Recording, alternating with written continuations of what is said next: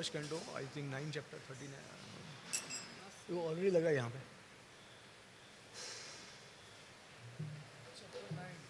Chapter 9 39 13।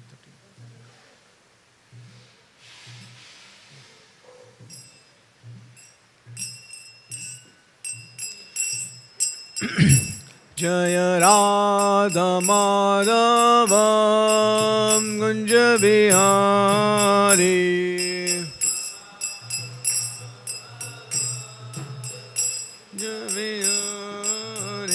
जय राधा माधव कुंज बिहारी।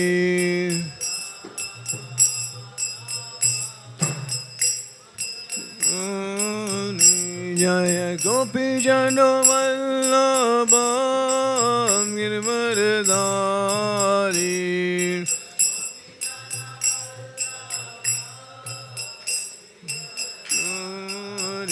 जय गोपी जन वल्लभ गिरवरधारी।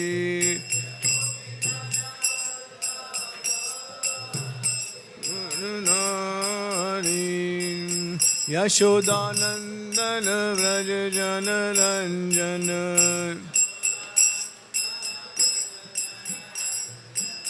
यशोदानंदन व्रज जन रंजन।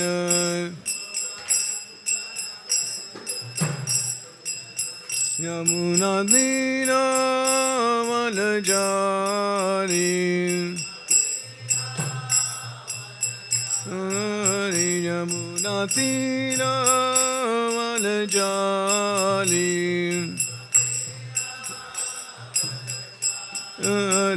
जय राधा माधव कुंज बिहारी,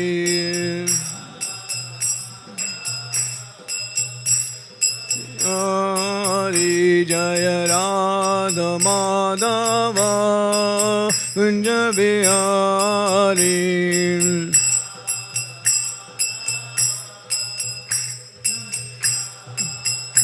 जय गोपी जन वल्लभ गिरवरधारी,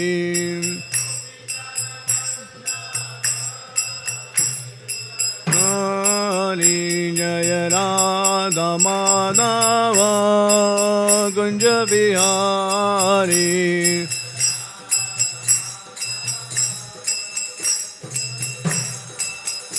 हरे कृष्णा कृष्ण कृष्ण हरे हरे, हरे राम राम राम हरे हरे।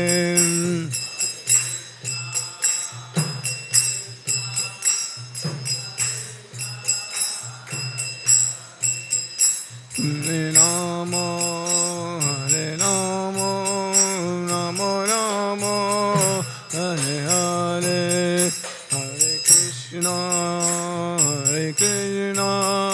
कृष्ण कृष्ण हरे हरे, हरे Ram Ram Ram Hare Hare.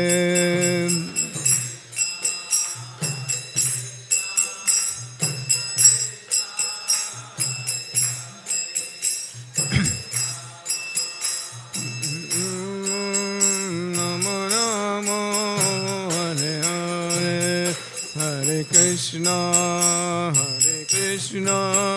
Krishna Krishna Hare Hare, Hare Rama Rama Rama Hare Hare।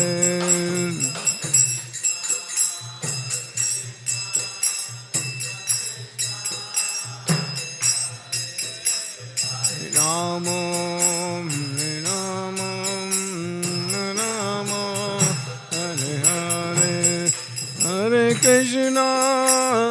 Krishna Krishna Krishna Hare Hare, Hare Rama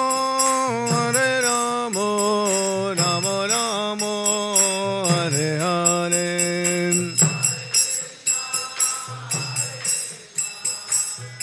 Krishna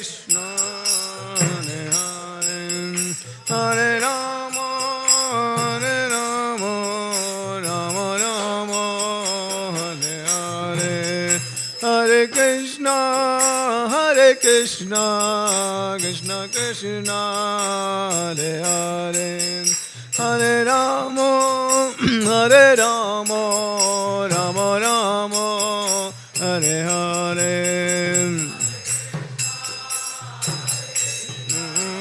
Krishna Krishna Hare Hare Hare Rama Hare Rama Rama Rama Hare Hare Hare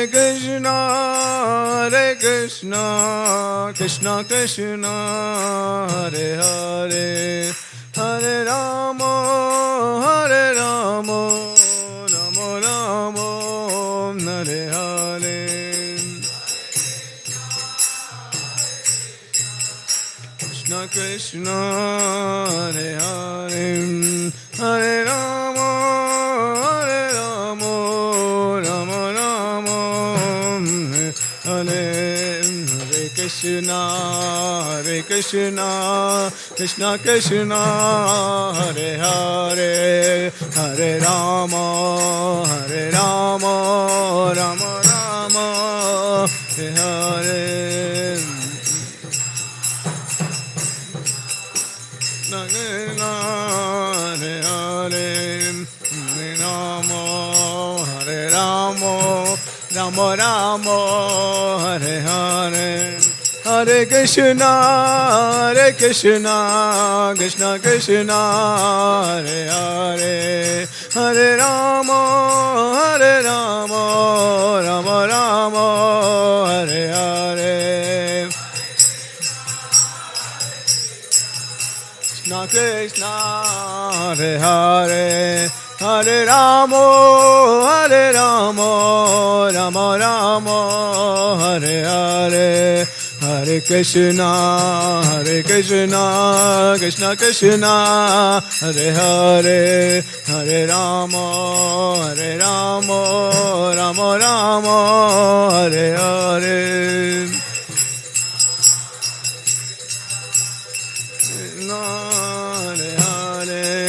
Hare Rama Rama Rama Hare Hare हरिनाम संकीर्तन महायज्ञ की जय जगत गुरु शिल प्रभुपाद की जय निताय गौ प्रेमानंदी हरि हरि बोल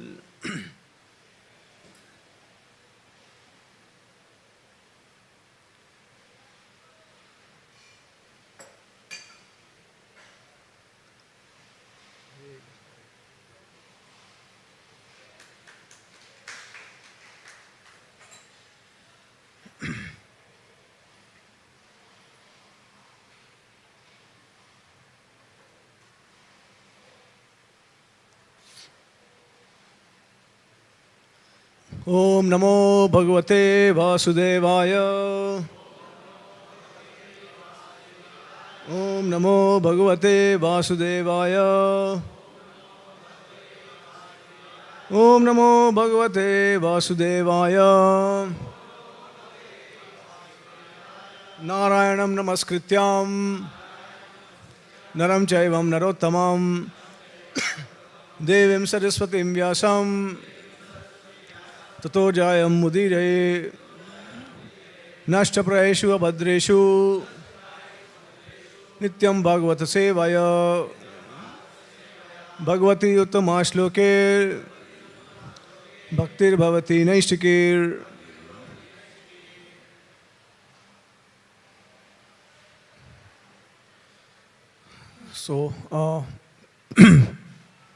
श्रीमद् भागवतम श्लोक पहला स्कंद 9वां अध्याय और 39th वर्ष। विजय रथ कुटुंब ततोत्रे धृत हयरस्मिन् तच्चिरीक्षयान्य भगवती रतिरस्तु मे मुमूर्षोर यम मे निरक्ष्य हता गता स्वरूपम विजय रथ कुटुंब ततोत्रे धृतहयरश्मिन् तच् श्रिये क्षणीये भगवती रतिरस्तु मे मुमूर्षोर् यं हि निरक्ष्य हता गता स्वरूपम् विजय रथ कुटुंब ततोत्रे धृतयरश्मिन् तत् आश्रियक्षणीये भगवती रतिरस्तु मे मुमूर्षोर् यं हि निरक्ष्य हता गता स्वरूपम्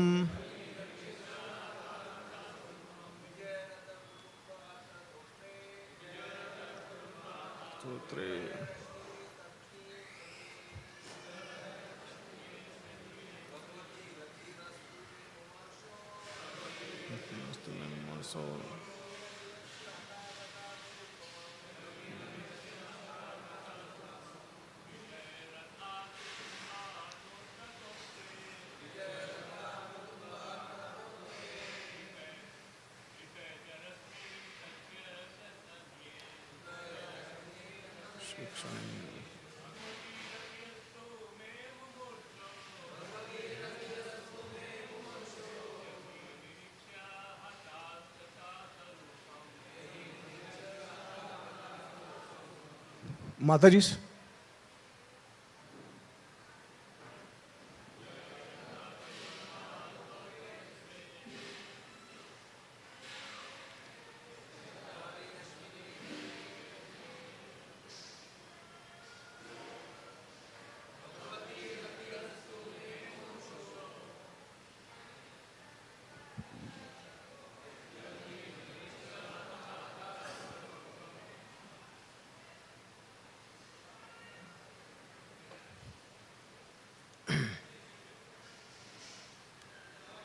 विजय अर्जुन रथ कुटुंबे जान की बाजी लगाकर जिस वस्तु की रक्षा की जाए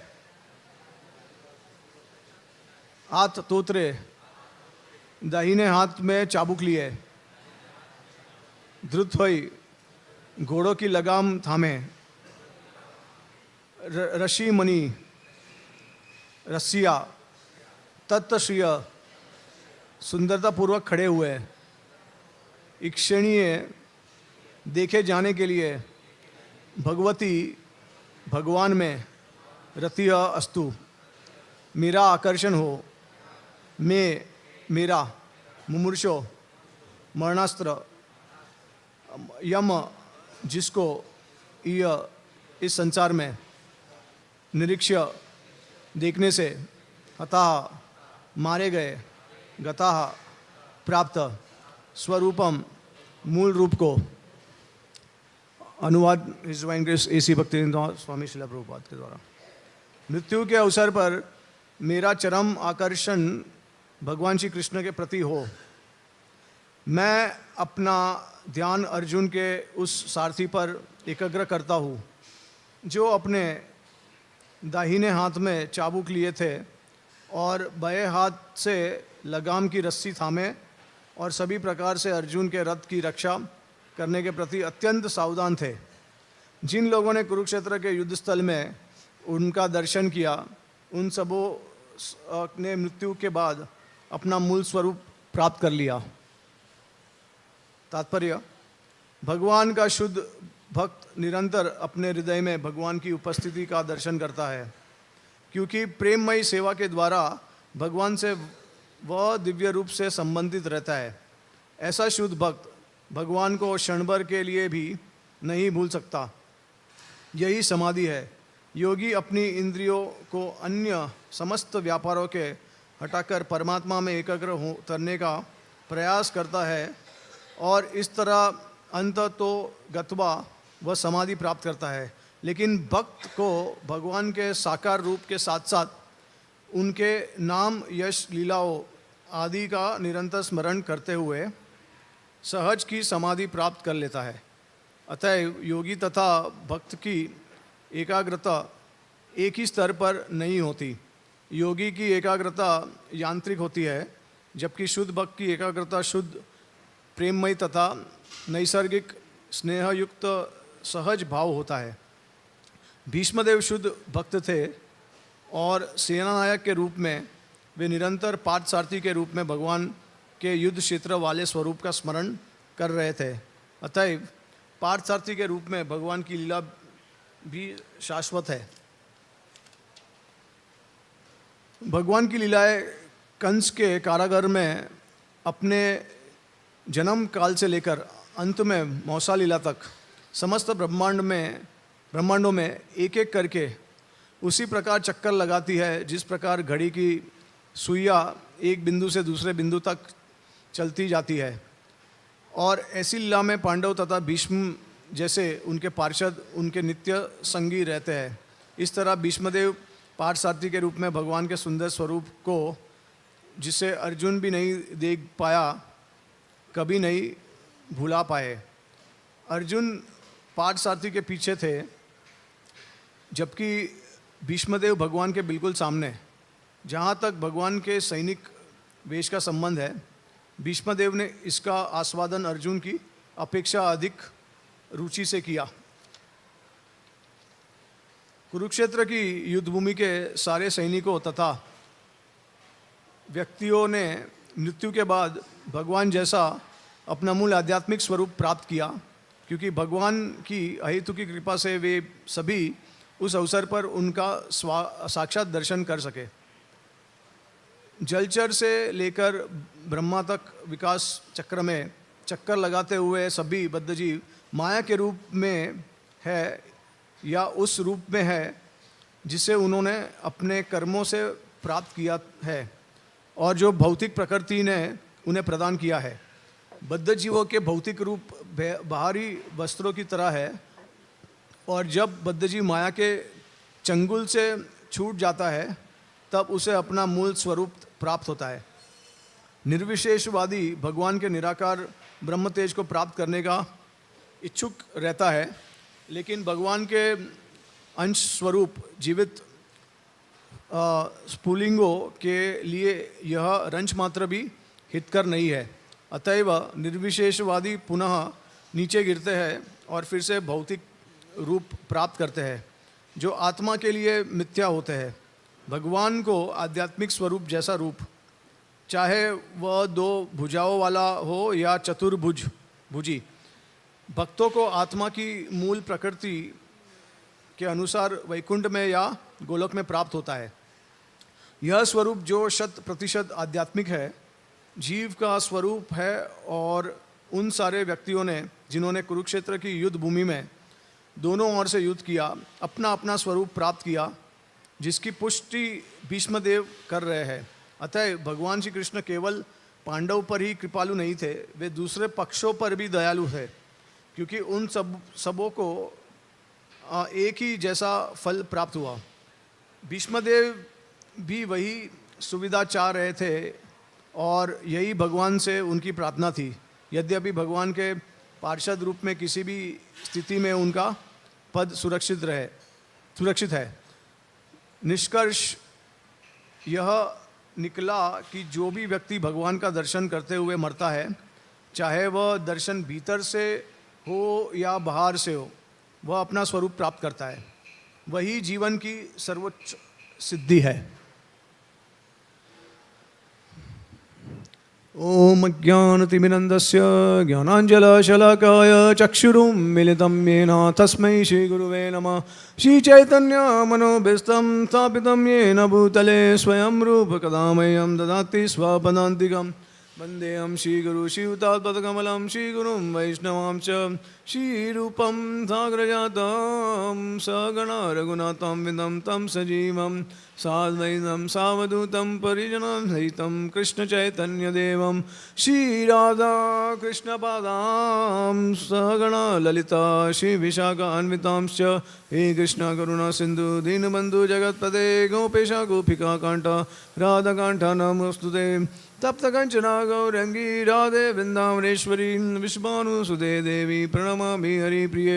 वाञ्छाकल्पतरुभ्यश्च कृपा सिन्धुभ्येव च पतितानां पावनेभ्यो वैष्णवेभ्यो नमो नमः। नमः ओम विष्णुपदाय कृष्णभिस्ताय भूतले श्रीमते भक्तिवेदांत स्वामी इति नामिने। नमस्ते सारस्वती देवे गौरवाणी प्रचारिणे निर्विशेष शून्यवादी पाश्चात्य देशधारिणे। जय श्री कृष्ण चैतन्य प्रभु नित्यानंद श्री अद्वैत गदाधर शिवासादि गौर भक्तवृंद।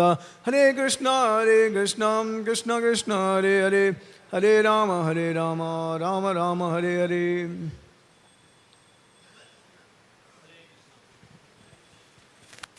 हरे कृष्णा। आज हमें बहुत प्रसन्नता है कि आज हमारे बीच में हिज ग्रेस प्रेम रस प्रभु हैं। प्रेम रस प्रभु का एक संक्षिप्त परिचय देना चाहता हूँ। हिज ग्रेस प्रेम रस प्रभु परम पूज्य राधानाथ स्वामी महाराज के शिष्य हैं। उन्होंने अमेरिका के फ्लोरिडा में गेंसविले विश्वविद्यालय से एरोस्पेस इंजीनियरिंग में मास्टर्स डिग्री प्राप्त की है। वे इस्कॉन गेंसविले मंदिर से पहली बार जुड़े, जहां उन्होंने बाकी स्टूडेंट्स के साथ में गीता का ज्ञान साझा किया। बाद में वे मुंबई चले गए और इस्कॉन चौपाटी से जुड़ गए। वे 15 वर्षों से अधिक भक्ति का अभ्यास कर रहे हैं। वे एक बहुत ही विद्वान भक्त हैं जिन्होंने शील प्रभुपाद की पुस्तकों को कई बार पढ़ा है और अभी भी इसे पढ़ ही रहे हैं, हमेशा पढ़ते रहते हैं। उन्होंने 1966 से 1977 तक प्रभुपाद के सारे लेटर्स पढ़े हैं। उन्होंने कई गौड़ी वैष्णव शास्त्रों पर व्याख्यान भी दिए हैं, जिसमें महत्वपूर्ण गौड़ी वैष्णव सिद्धांत के साथ साथ भारत भर में उन्होंने दुनिया के विभिन्न हिस्सों में कई इस्कॉन के मंदिरों में फेस्टिवल लेक्चर्स भी दिए हैं। वे पिछले कई वर्षों से मैराथन महीने के दौरान व्यक्तिगत श्रेणी में दुनिया के टॉप 5 भागवतम डिस्ट्रीब्यूटर्स में शामिल हुए हैं और इसका उन्हें अनूठा गौरव प्राप्त हुआ है। वे दुनिया के विभिन्न हिस्सों में कई भक्तों का मार्गदर्शन भी कर रहे हैं। इसके अलावा वे एक व्यवसायी हैं और हाल ही में प्रकाशित उनके प्रसिद्ध पुस्तक 20+ must know facts about Hinduism और उसका हिंदी और मराठी एडिशन भी उपलब्ध है। उसके वे लेखक हैं और सनातन धर्म और हिंदू धर्म शंका निर्मूलन ऐसी उन्होंने पुस्तकें भी लिखी हैं, जो पुस्तकें अभी यहाँ हमारे पास उपलब्ध हैं। उन्होंने इधर है स्टॉल में, आप क्लास के बाद वक्त देख सकते हैं। तो आइए हम राधा कुंज बिहारी में उनका हृदय से प्रेम से स्वागत करते हैं। एक बार जोर से हरे कृष्ण महामंत्र बोल के। हरे कृष्णा कृष्णा कृष्णा हरे हरे, हरे राम राम राम हरे हरे। हिज ग्रेस प्रेम रस प्रभु की जय, वैष्णव वृंद की जय। हरे कृष्णा। तो ये मेरा परम सौभाग्य है कि मुझे ये दूसरा मौका मिल रहा है राधा कुंज बिहारी के भक्तों के संगति में उनका सेवा करने के लिए। मैं धन्यवाद देना चाहूँगा हिज ग्रेस राधेश्याम प्रभु जी को, हिज ग्रेस रेवतीपति प्रभु जी को, और जो यहाँ का जो टेम्पल मैनेजमेंट है कि आप सभी ने मेरे को बहुत अच्छा अवसर दिया। शिला प्रभुपाद जी और आचार्य का जितना भी हमारा शिक्षा है उसको प्रस्तुत करने के लिए आपने मुझे मौका दिया। तो मैं प्रयास करूंगा कि आपके सामने मैं जो भी आचार्य के द्वारा हमने जो सीखा है वो प्रस्तुत कर सकूं, और इससे मेरा शुद्धिकरण भी होगा।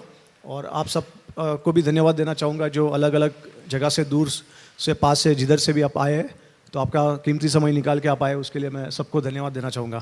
Thank you so much. हरे कृष्ण।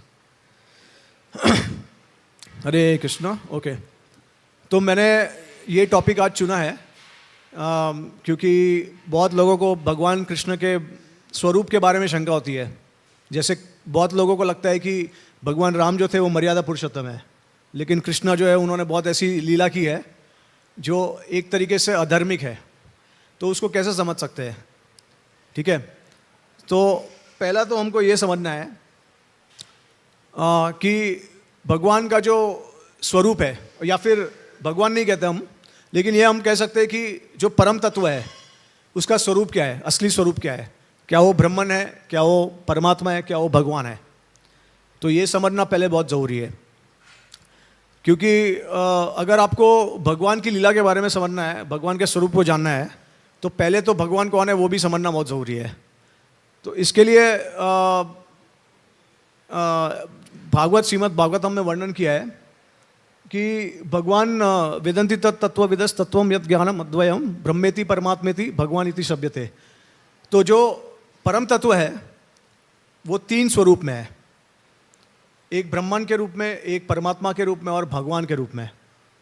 और ये एकदम लॉजिकल है, एक बहुत साइंटिफिक है। क्योंकि अगर हम सिर्फ यही कहें कि भगवान सिर्फ ब्रह्मन है, अंत में सिर्फ ब्रह्मन है, तो फिर बहुत सारे प्रश्नों के उत्तर नहीं मिलते हमको। जैसे हम इस दुनिया में कैसे आए? अगर ब्रह्म जो है, देखिए पहली बात तो ये है, अगर हम जो भी व्यक्ति होता है एक, तो वो शक्तिमान होता है और उसके पास शक्ति होती है। जब भी हम व्यक्ति के बारे में बात करते हैं, चर्चा करते हैं, तो व्यक्ति के पास शक्ति होती है। तो शक्ति अगर निकाल देंगे, सब पूरा शक्ति निकाल देंगे, श्री श्री राधा कुंज बिहारी भगवान की, श्री श्री गौर निताई भगवान की जय।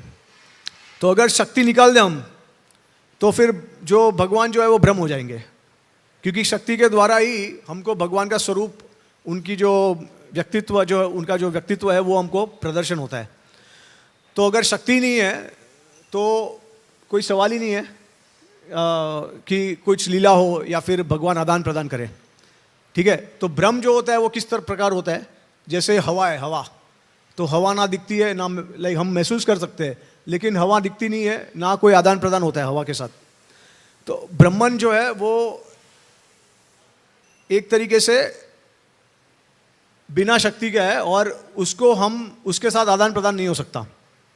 तो जब आदान प्रदान नहीं हो सकता तो फिर हम इस दुनिया में कैसे आए? क्या कारण की वजह से इस दुनिया में आए और क्या कारण की वजह से हम मोहित हो गए इस दुनिया में? और सब कुछ ब्रह्म है। तो ये जैसे जो मायावादी है वो कहते हैं कि ब्रह्म सत्यम जगत मिथ्यम, सब कुछ अगर मिथ्या है और सिर्फ ब्रह्म ही है, सब कुछ ब्रह्म है, तो हम कौन है फिर? और अलग अलग कर्म लेके क्यों आए हैं? और फिर ब्रह्म का कारण क्या है हमको यहाँ पे भेजने का? अभी एक बात ये भी है कि ऐसा कहा गया कि हम सब ब्रह्म ही हैं, तो कौन सा ब्रह्म हमको यहाँ पे भेज रहा है ना? वो भी एक सोचने की बात है। तो ये सारे, और फिर हम मरने के बाद कहाँ पे जाते हैं? और अगर ब्रह्म में लीन होते हैं, उसका मतलब ये है कि पहली बात तो जब हमको शास्त्र दिए है, जो भी वेद है, पुराण है, उपनिषद है, उसका कारण क्या है? क्योंकि जब शास्त्र दिए गए उसका मतलब कि हम लोग सब कंट्रोल्ड है।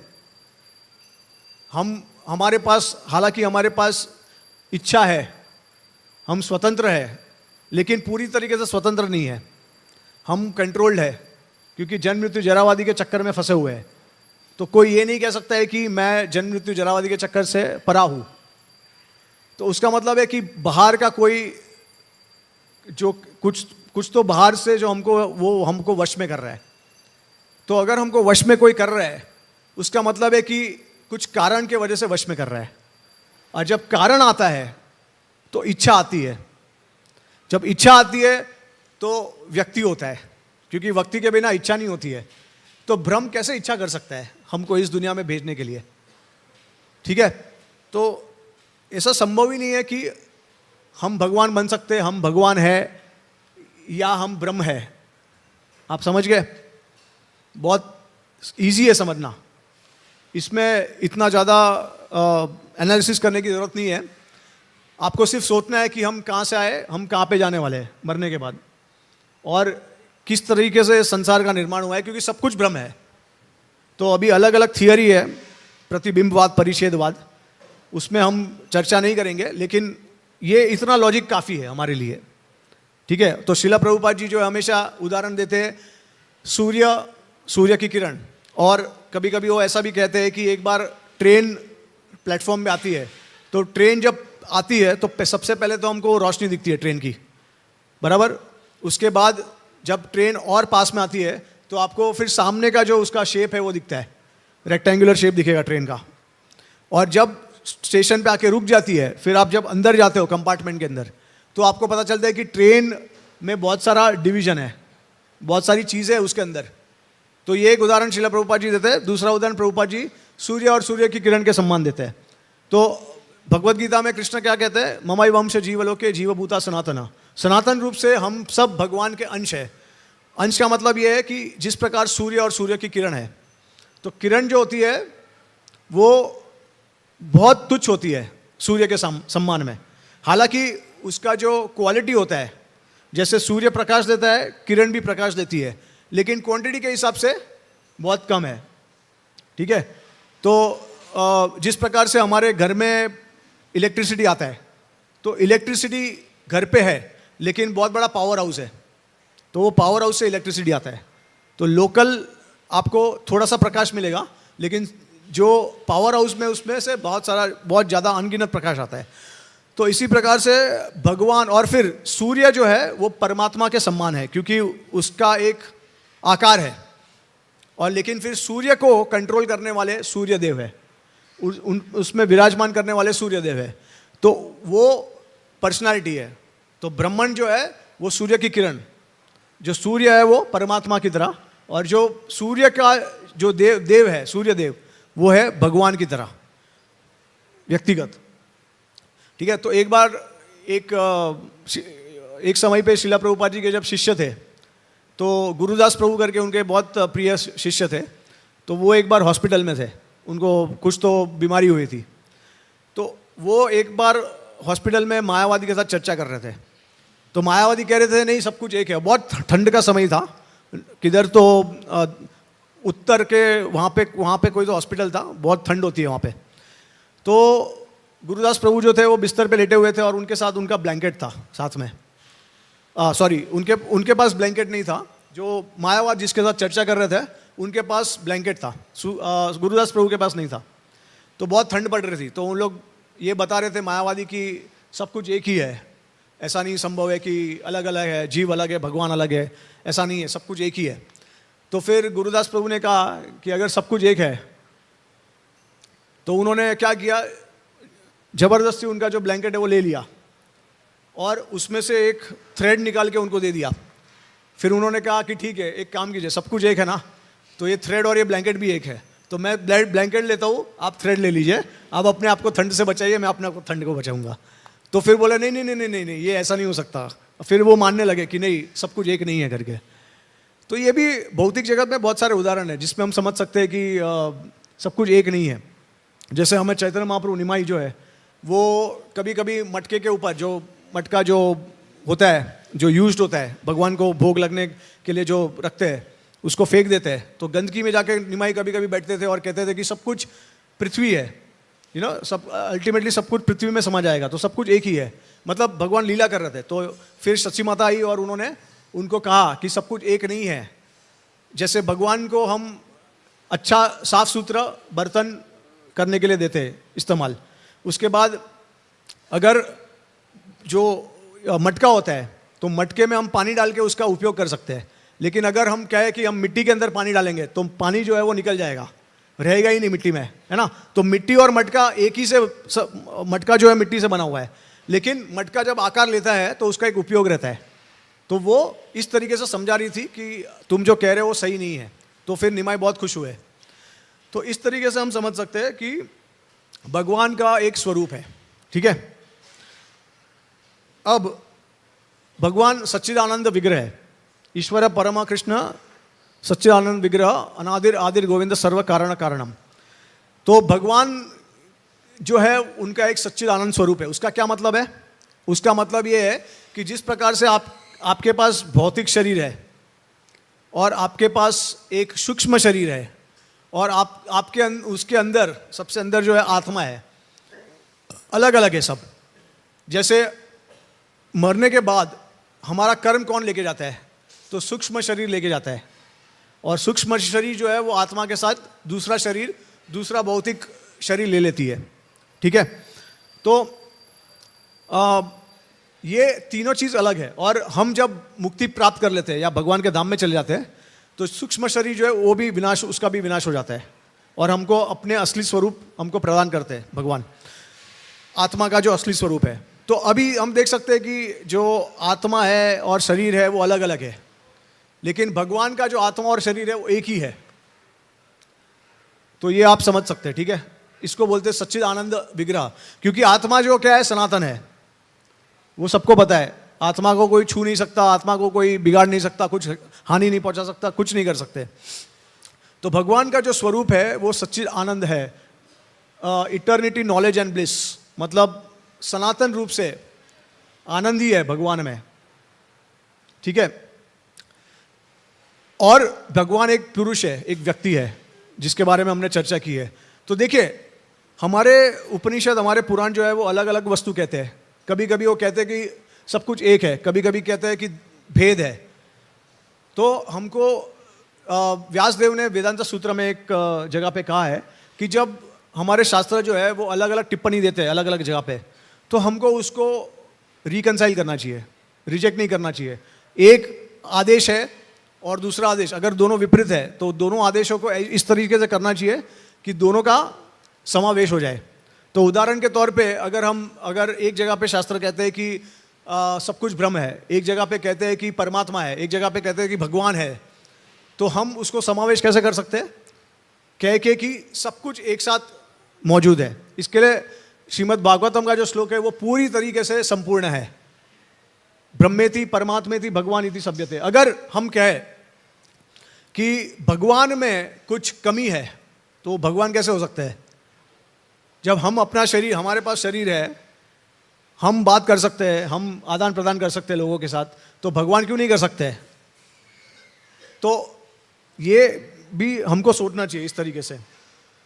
एक और बात मैं आपको बता दूं कि जो भगवान सिर्फ भगवान ही नहीं सच्चिदानंद स्वरूप, लेकिन जो उनके पार्षद, नित्य पार्षद है, वो उनके पास भी सच्चिदानंद स्वरूप है।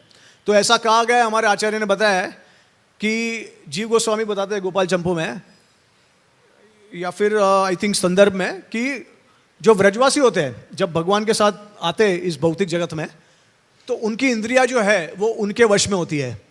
जैसे हमारी इंद्रिया जो है वो हमारे वश में नहीं है, उसका कोई कंट्रोलर है। कंट्रोलर कौन है? अलग अलग इंद्रिया जो है, हमारे आँख है, कान है, नाक है, मुंह है, ये सब, हाथ है, पैर है। तो शास्त्र में वर्णन किया गया है कि अलग अलग देवता जो है वो हमारे अलग अलग इंद्रियों को वश में करते हैं, वो कंट्रोल करते हैं। इसके लिए आपने देखा होगा कि बहुत से लोग ज्योतिष शास्त्र में भी मानते हैं, और ज्योतिष शास्त्र क्या है? वो सब देवता जो है वो कंट्रोल करते हैं हमारे कर्म के हिसाब से। तो उस प्रकार से जो देवता होते हैं वो हमारे इंद्रियों को कंट्रोल करते हैं, लेकिन जो व्रजवासी है, भगवान के नित्य पार्षद जो उनके धाम में साथ है, उनके इंद्रिया जो है वो उनके ही वश में है, किसी और के वश में नहीं है। अब प्रश्न ये आता है कि भगवान क्या स्त्री है, क्या पुरुष है? भगवान क्या है, स्त्री है या पुरुष है? कितने लोग को समझ है कि भगवान पुरुष है? हाथ ऊपर कीजिए। अच्छा, और कितने लोग मानते हैं कि भगवान स्त्री है? मुझे लगा माता जी कहेंगे कि भगवान स्त्री है और प्रभु जी कहेंगे भगवान पुरुष है, लेकिन माता जी भी कह रहे हैं कि भगवान पुरुष है करके। तो देखिए, जैसे मैंने कहा कि शक्ति और शक्तिमान, तो भगवान दोनों है, स्त्री भी है और पुरुष भी है। क्योंकि जब हम व्यक्ति की बात करते हैं तो उसको हम उस भेद नहीं कर सकते। शक्तिमान होते हैं तो उसके पास शक्ति होती है, ठीक है? ये समझना बहुत ज़रूरी है। और इसके लिए राधा रानी और श्री कृष्णा वो एक ही है। इसके लिए कहा गया है कि जो राधा रानी है भगवान श्री कृष्ण की अंतरंग शक्ति है। तो अभी स्त्री और पुरुष किसको कहते हैं? तो शास्त्र के अनुसार जो डोमिनेट जो एंजॉय करता है उसको हम पुरुष कहते हैं, और जो एंजॉयड है, ठीक है, उसको हम स्त्री कहते हैं। तो हम देख सकते हैं कि भगवान श्री कृष्ण जो है सुप्रीम एंजॉयर है, इसके लिए उनको पुरुष कहा गया है। और राधा रानी जो एंजॉयड है, ठीक है, मतलब उन जो शक्तिमान है वो आनंद अनुभव करते हैं, और जो शक्तिमान है, जो शक्ति है, वो शक्तिमान को आनंद देती है, आनंद प्रदान करते हैं, ठीक है। लेकिन भगवान के लीला में ऐसा होता है कि ज़्यादा आनंद जो है वो शक्ति महसूस करती है, शक्ति अनुभव करते हैं। इसके लिए कहा गया है कि भक्त जो है वो भगवान से भी श्रेष्ठ है, क्योंकि भगवान उनकी सेवा करने के लिए हमेशा बहुत आतुर रहते हैं। तो हम भगवान की सेवा करना चाहते हैं, लेकिन भगवान हमारी सेवा करना चाहते हैं। तो ये उदाहरण हमने देखा है कि किस तरीके से भगवान कृष्ण जो है वो अर्जुन का सारथी बन गए थे और उनकी सेवा की, सुदामा की सेवा की, उनके पैर धोए, ब्राह्मण की सेवा करते हैं भगवान, उनके भक्तों की बहुत सेवा की है उन्होंने, यशोदा माई नंद महाराज, है ना। तो क्या होता है कि मटीरियल वर्ल्ड, भौतिक जगत में हम अगर किसी से आनंद प्राप्त करते हैं तो हम मास्टर हो जाते हैं, कंट्रोलर हो जाते हैं। हमको लगता है कि ये हमारे दास है, तो हम कैसे भी उनको हमारे स्वार्थ के लिए हम उनको यूज़ कर सकते हैं। लेकिन भगवान की लीला में विपरीत है सब कुछ। उसमें ऐसा होता है कि भगवान सिर्फ हमारे स्वार्थ का सोचते हैं, और भक्त जो है वो सिर्फ भगवान के स्वार्थ का सोचते हैं। तो इसके लिए कहते हैं कि ये जो भौतिक जगत है वो परवर्टेड रिफ्लेक्शन है स्पिरिचुअल वर्ल्ड का। जो वैकुंठ है, वैकुंठ का नाम ही क्या है, उसका मतलब ही क्या है, वही कुंठ। कुंठ मतलब एंजाइटी, और वही मतलब भाग जाना, दूर। तो मतलब जो जगह पे जहाँ पे एक क्षण भी आपको कोई किसी प्रकार का दुख नहीं है, उसको वैकुंठ बोलते हैं। No anxiety, no fear, no birth death old age disease, उसको वैकुंठ बोलते हैं। अब प्रश्न ये आता है कि हम कौन है? क्या हम मेल है या फीमेल है? क्या हम स्त्री है क्या पुरुष है? तो आप सोचते रहेंगे कि ये कैसा प्रश्न है, हम तो पुरुष ही है। जो यहाँ पे बैठे हैं ये साइड पे, यहाँ पे तो लिखा है स्त्री और पुरुष, अलग अलग डिवीजन किया है। तो ये साइड पे जो बैठे वो पुरुष है, ये साइड पे जो बैठे वो स्त्री है ना। बहुत इजीली समझ में आता है। लेकिन अगर हम देख रहे हैं भौतिक जगत के द्वारा, भौतिक इंद्रियों के द्वारा, लेकिन हम कौन है? आत्मा के अगर तरफ से देखेंगे, वो पर्सपेक्टिव से देखेंगे, तो हम सब कौन है? हम कौन है सब? तटस्थ शक्ति। तो हम शक्ति है, तो शक्ति मतलब हम सब स्त्री है। तो हम भी स्त्री है, आप भी सब स्त्री हो। ये सिर्फ भौतिक जगत में हम अलग अलग शरीर लेते हैं। कभी कभी जानवर का लिया होगा शायद, कभी कभी पुरुष का लिया होगा, कभी स्त्री का लिया होगा, पेड़ पौधे का लिया होगा शायद कभी कभी, है ना। अलग अलग शरीर लेते हैं। लेकिन जो सनातन रूप से हमारा जो आत्मा है वो स्त्री है, क्योंकि हम शक्ति के कैटेगरी में आते हैं।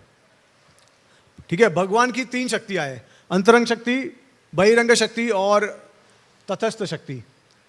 तो इसका उदाहरण यह है कि जिस प्रकार से अभी देखिए, अंतरंगा मतलब तो अंदर, जो हमारे अंदर है, तो राधा रानी लादिनी शक्ति कहते हैं।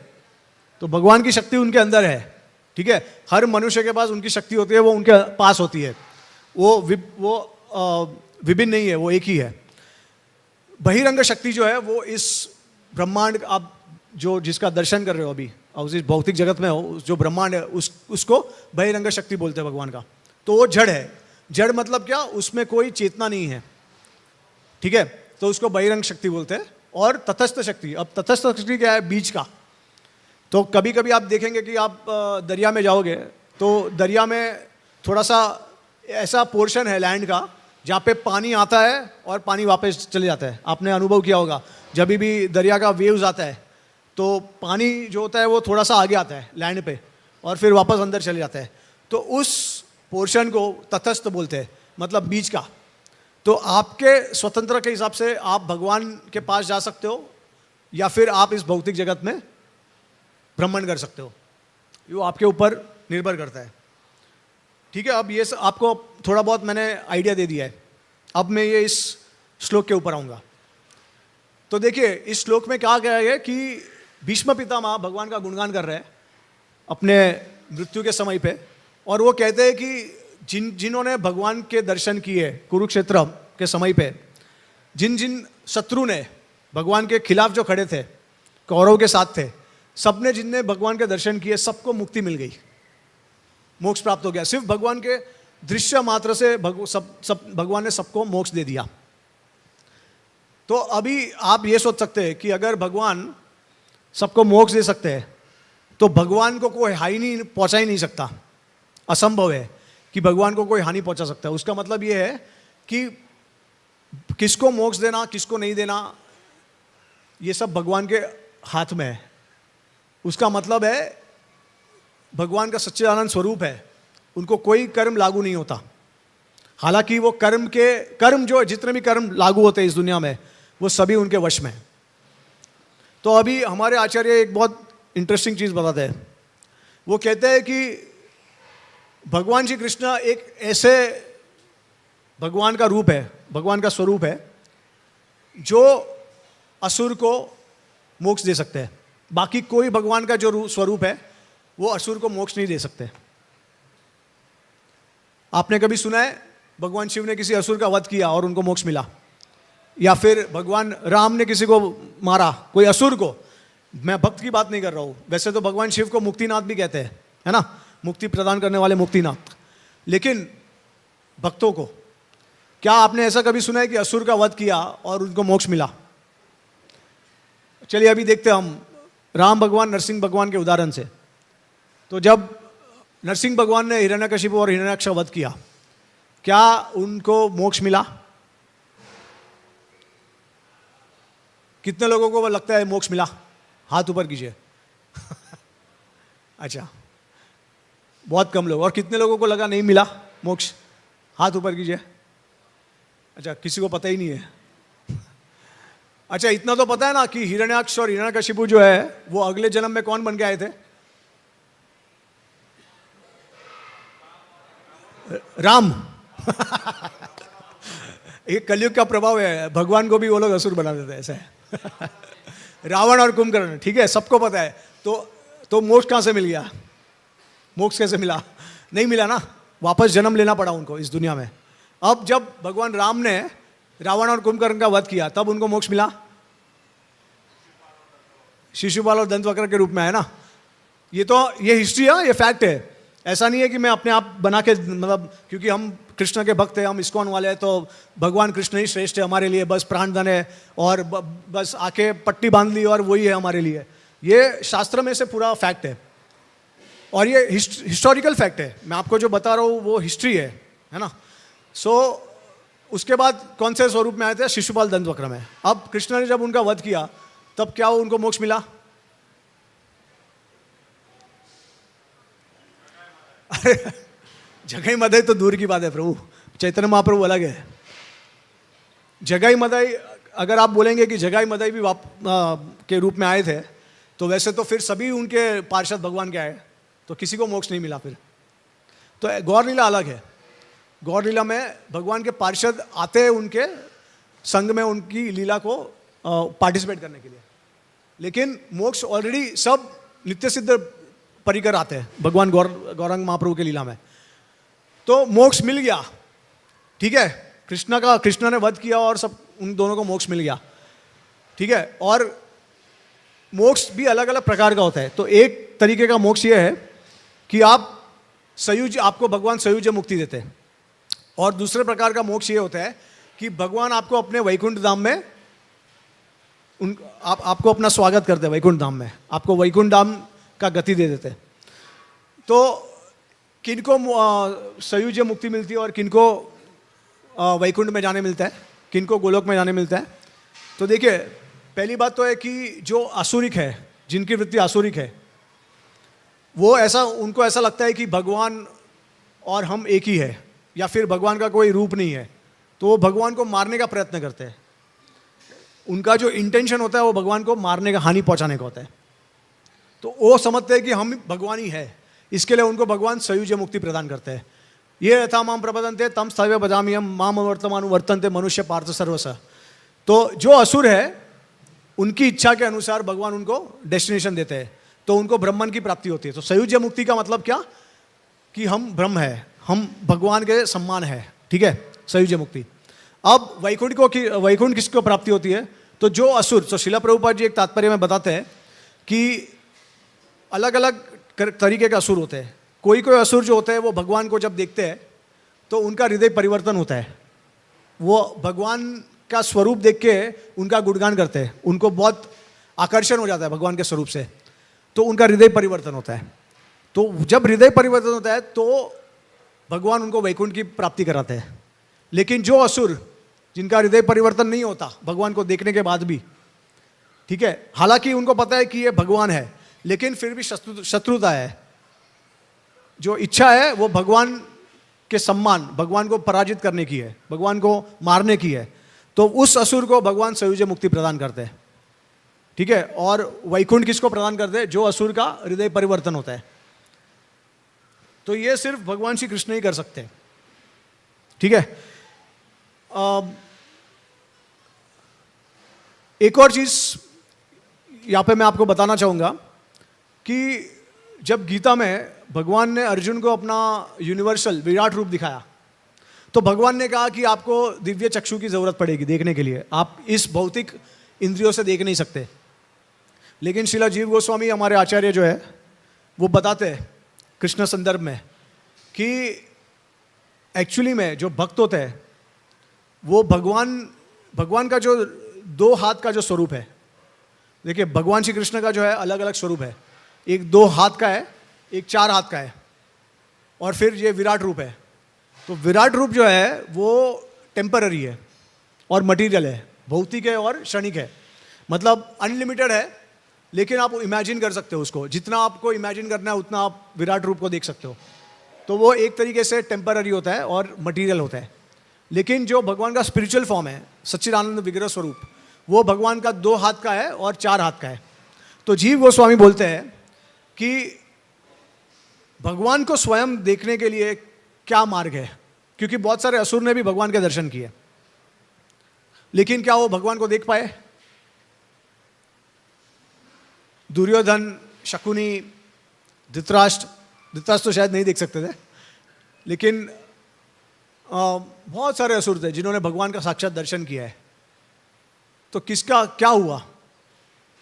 तो कभी कभी बाहर के लोग ऐसा भी पूछते हैं भगवान भक्तों को कि आप कहते हैं भगवान की इतना भक्ति करते, इतने सालों तक इतना सब तप करते, इतना जप करते हैं, क्या भगवान आपको दिखते हैं?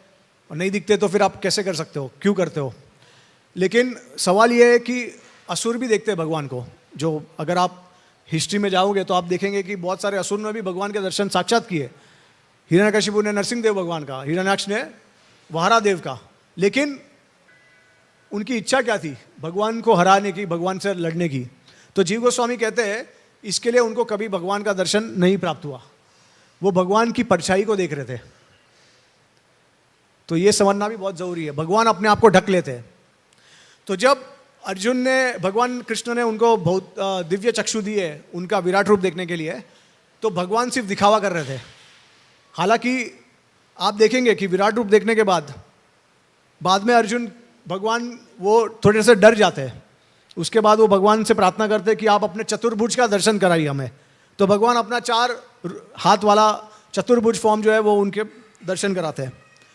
और उसके बाद वो कहते हैं कि अब मैं आपको अपने स्वयं रूप में देखना चाहता हूँ, जो कृष्ण का स्वयं रूप है, जो 2 हाथ वाला है। ठीक है। फिर भगवत गीता में भगवान श्री कृष्ण क्या कहते हैं कि ये जो मेरा स्वरूप है वो बहुत डिफिकल्ट है देखने के लिए, देवता भी आतुर है उसका दर्शन करने के लिए। तो जीव गोस्वामी बताते हैं कि विराट रूप जो चक्षु दिए थे, दिव्य चक्षु अर्जुन को प्रदान किया था, तो वो देवता की आंखों के द्वारा है। वो मतलब विराट रूप कौन देख सकता है? जो देवता है। तो देवता की आंखों के द्वारा आप विराट रूप का दर्शन कर सकते हो। लेकिन अर्जुन जो है वो भगवान के सनातन रूप के, उनके नित्य पार्षद है। तो अर्जुन तो भगवान के स्वयं 2 हाथों वाले रूप का दर्शन कर रहे थे, तो उनको कोई दिव्य चक्षु की जरूरत नहीं थी। हालांकि वो जो दर्शन कर रहे थे भगवान का, उसके लिए भगवान की आंतरिक शक्ति की जरूरत थी, और आंतरिक शक्ति से आप भगवान का दर्शन कर सकते हो। और आंतरिक शक्ति जो है, इसके लिए भगवत गीता में तो कहा ही है कि ये जो मेरा 2 हाथ वाला जो स्वरूप है वो सबसे ऊपर है और बहुत रेयर है कि इसके दर्शन होते हैं। इसके लिए आप देखेंगे ऐसा वर्णन आता है कि देवी देवता जो है वो आतुर है भगवान के दर्शन करने के लिए। द्वारका में लाइन लगा के खड़े होते हैं, बहुत बड़ा। ब्रह्मा जी भी है, अलग अलग ब्रह्मांड से आते हैं, कोई 4 मुंह वाले, कोई 8 मुंह वाले, कोई 1000 मुंह वाले, कोई मिलियंस ऑफ मुंह वाले, कोई बिलियंस ऑफ मुंह वाले। तो ये सब ब्रह्मा जी जो है या जितने भी देवीगण देवी देवता है वो सब आते हैं द्वारका में भगवान के इस 2 हाथ वाले स्वरूप के दर्शन करने के लिए। तो भगवान क्या कहते हैं कि भक्त्या माम अभिजनाति, आपको अगर भगवान के दर्शन करने हैं तो आपको सिर्फ भक्ति से उनके दर्शन होंगे। ठीक है। उसके अलावा भगवान के दर्शन नहीं कर सकते हो। तो जितने भी साधक होते हैं, जितने भी भक्त होते हैं, वो भक्ति करने का प्रयास करते हैं, तो वो भगवान को अपने असली स्वरूप में देख नहीं सकते हैं। ऐसा आचार्य कहते हैं कि हम जब भाव के स्तर पे आते हैं तब जाके हमको भगवान का असली स्वरूप, भगवान साक्षात दर्शन देते हैं, हमारे सामने प्रकट होते हैं। और ये जो भगवान की जो श्री विग्रह है, ये भगवान का एक इस भौतिक जगत में कृपा है, क्योंकि हम भगवान के साक्षात दर्शन नहीं कर सकते। तो इसके लिए भगवान इस विग्रह के स्वरूप में आते हैं, ताकि हम एटलीस्ट जो भौतिक तत्वों से बना हुआ भगवान का जो विग्रह है उसके दर्शन हम कर सके, और हमको पता चले कि भगवान किस तरीके से, किस तरह दिखते हैं, उनका स्वरूप क्या है। और ये भगवान का जो स्वरूप है वो शास्त्र के अनुसार है। ऐसा नहीं है कि अगर आप कोई दूसरे कृष्ण मंदिर में जाओगे तो कृष्ण भगवान के सर पे एक हाथी का रूप होगा, है ना, या फिर कृष्ण भगवान के सर पे एक नाग होगा। ऐसा आप नहीं, अलग अलग जगह पे जाओगे तो कृष्ण भगवान आपको एक ही स्वरूप में दिखाई देंगे, श्याम सुंदर, ब्रजेंद्र नंदन। उनका कलर भी वही होगा। ये तो क्या है, ये मार्बल है, इसके लिए वाइट और ब्लैक होता है, लेकिन भगवान का जो स्वरूप, उनका जो रंग है वो श्याम कॉम्प्लेक्शन, ब्लैकिश। तो विग्रह का मतलब ये है कि जैसे जैसे आपकी शुद्धिकरण होती है, जब आप विग्रह के दर्शन करते हो, आप श्रद्धा से भाव के स्तर पे पहुंचते हो। जब आप भाव के स्तर पे पहुंचते हो तो फिर भगवान साक्षात आपको इस विग्रह में दिखेंगे। अभी तो हम भगवान के दर्शन कर रहे हैं इस विग्रह के स्वरूप में, लेकिन जब भाव के स्तर पे आएंगे तो भगवान के साक्षात दर्शन होंगे। भगवान आपके साथ बातचीत करेंगे, आदान प्रदान करेंगे, तो ये सब होगा। आपको मैं इसके बारे में इसलिए बता रहा हूँ क्योंकि कृष्ण भगवान जो है उसको समझना, उनको समझना काफ़ी मुश्किल है। बहुत लोग उनके समझ नहीं पाए। और देखिए, दूसरा प्रश्न ये आता है कि धर्म और अधर्म क्या है। सबसे बड़ा प्रश्न है ये, है ना। तो अभी उदाहरण के तौर पे हम देख सकते हैं कि महाभारत के युद्ध के समय अर्जुन ने, भगवान श्री कृष्ण ने युधिष्ठिर को कहा कि आप द्रोणाचार्य को कहो कि अश्वत्थामा, आपका जो पुत्र है, उसका वध हो गया है, वो मर चुका है, भीम ने उसका वध किया। तो युधिष्ठिर महाराज को क्यों कहते हैं? क्योंकि वो धर्मराज होते हैं और उनके पूरे जीवन में उन्होंने एक भी झूठ नहीं कहा होता है, ठीक है। लेकिन द्रोणाचार्य को मारने का कोई दूसरा उपाय नहीं होता है। इसके लिए भगवान उनको कहते हैं कि आप जाके द्रोणाचार्य को कहो कि अश्वत्थामा का मृत्यु हो गया है। तो युधिष्ठिर महाराज जो है वो एक तरीके से स्वीकार नहीं करते उनकी पूरी बात। तो वो कहते हैं कि मैं ऐसा नहीं कर सकता हूँ। तो वो ऐसा करते हैं कि भीम जो है वो एक अश्वत्थामा नाम का हाथी होता है, उसको मार देते हैं। और फिर भगवान श्री कृष्ण उनको कहते हैं कि आप ऐसा कहना, अश्वत्थामा हताहा इति नरोवा कुंजरोवा, ठीक है, ऐसा आप कहना जाके द्रोणाचार्य को। तो इसमें कोई झूठ नहीं है। तो आप क्या कह रहे हो कि अश्वत्थामा एक हाथी या एक नर वो मर गया है, ठीक है, तो आप झूठ नहीं कह रहे हो। तो वो ऐसा कहते हैं और भीम को आदेश देते हैं कि जब युधिष्ठिर महाराज बोलेंगे कुंजरोवा, तभी आप जोर से शंख बजाना, ताकि कुंजरोवा जो है वो सुनाई नहीं देगा और द्रोणाचार्य को सिर्फ सुनाई देगा नरोवा, मतलब अ ह्यूमन बींग, अश्वत्थामा जो उनका पुत्र है। तो वो शंख बजाए उन्होंने और ऐसे ही हुआ। और द्रोणाचार्य को लगा कि मेरा पुत्र जो है वो मर गया, तो उन्होंने समाधि कर दिया, त्याग कर दिया सब अस्त्र शस्त्रों का, और बाद में समाधि ले ली। तो उस समय पे धृष्टद्युम्न ने आके उसका वध कर दिया। अब देखिए, युधिष्ठिर महाराज धर्म के अवतार थे, धर्मराज के अवतार है, लेकिन कृष्ण भगवान जो है उनको झूठ बोलने के लिए कह रहे हैं। तो क्या धर्म है, क्या अधर्म है, क्या सही है, क्या गलत है? तो इसको हम कैसे समझ सकते हैं? बहुत सिंपल तरीका है। हम लोग कभी कभी बहुत ऐसे अलग अलग चीज़ों, अलग अलग एंगल से सोचने लगते हैं कि क्या धर्म होगा, क्या नहीं है, क्या सही है। हमारे हिसाब से ये धर्म है, किसी और के हिसाब से कुछ और है, कभी कभी विपरीत हो जाता है। तो क्या धर्म, क्या धर्म है? बहुत उसका एक सिंपल डेफिनेशन है कि कृष्ण भगवान की बात को अस्वीकार करने के लिए पूरी तरीके से युधिष्ठिर महाराज को नरक के दर्शन होते हैं थोड़े समय के लिए। महाभारत में बताया गया है ऐसा। हालांकि पांडव जो है भगवान के नित्य सिद्ध डिवोटी है, तो ये भगवान की लीला ही है जिसकी वजह से युधिष्ठिर महाराज को नरक के दर्शन करने पड़ते हैं। अब प्रश्न ये आता है कि युधिष्ठिर महाराज तो धर्मराज थे, तो उनसे कोई अधर्म नहीं हो सकता, और भगवान श्री कृष्ण जो है वो भगवान है, तो वो तो झूठ कहने के लिए कह रहे हैं। तो कैसे समझ सकते हैं? तो पद्म पुराण में एक श्लोक आता है, मन निमित्तम कृतम पापम अपि धर्मय कल्पते मम अनादृत्यो धर्मो आपि पापम स्यन महत् प्रभवत। तो पद्म पुराण में ऐसा कहा गया है, भगवान कहते हैं if one sins for my sake, his sins become pious deeds. If one refuses to worship me, then by my power, his pious deeds becomes sin. तो भगवान श्री कृष्ण कहते हैं कि अगर आप मेरे लिए पाप करते हो तो आपके पाप जो है वो पुण्य में हो जाते हैं चेंज, और अगर आप मुझे वर्शिप नहीं करते हो, मुझे नहीं बचते हो, तो आपके जो पुण्य है वो पाप में बदल जाते हैं. और एक श्लोक आता है पद्म पुराण में, अरिर्मित्रम विषम पथ्यम अधर्मो धर्मतम व्रजेत सुप्रसन्न ऋषिकेशे विपरीते विपर्यय.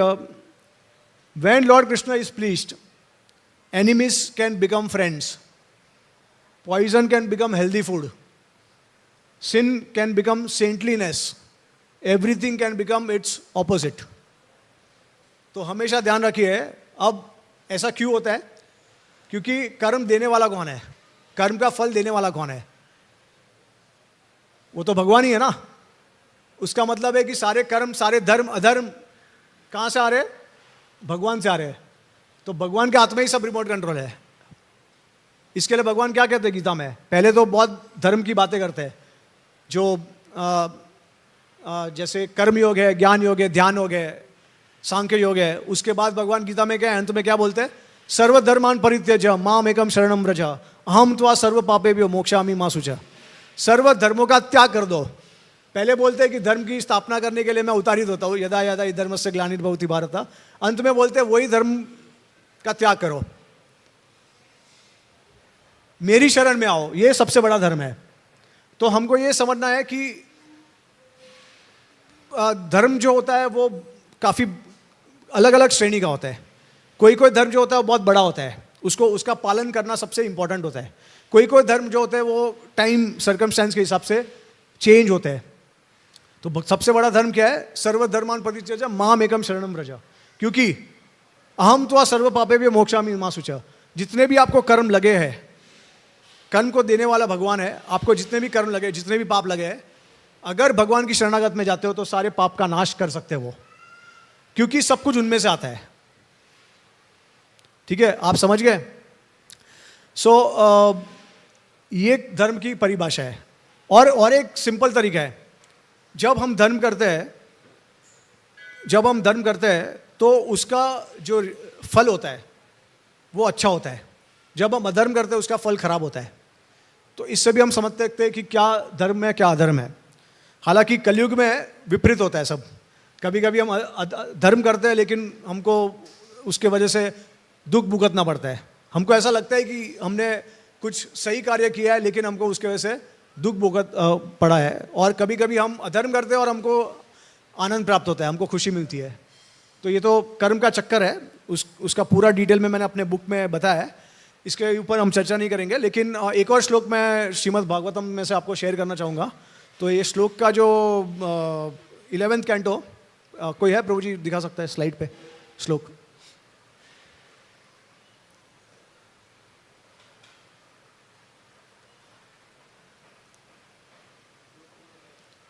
इलेवन 31 12.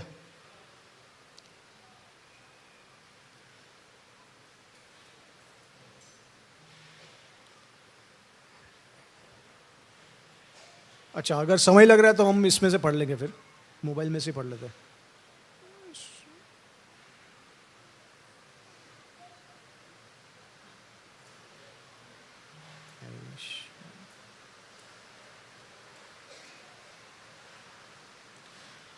ओके, तो इसका मैं आपको ट्रांसलेशन पढ़ के दिखाऊंगा.